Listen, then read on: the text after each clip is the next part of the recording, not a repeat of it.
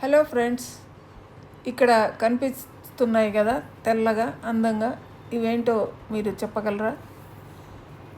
చెప్పండి చూద్దాం. ఇవేంటో గెస్ చేయండి. తెలిసిపోయిందా? తెలియలేదా? తెలియకపోతే నేనే చెప్తున్నాను, వినండి. ఇవి అరటి పువ్వులో ఉండే ఒక భాగము. అవి ఫీమేల్ రిప్రొడక్టివ్ ఆర్గాన్ అనుకుంటున్నాను.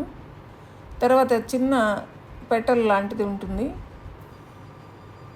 చిన్న రేకు లాంటిది, దాని పువ్వు రేకులు లాంటివి. అవి గట్టిగా ఉంటాయి, ఉడకవు కూరలో వేస్తే. ఇప్పుడు కూర కోసం అరటి పువ్వుని వలుస్తున్నాము.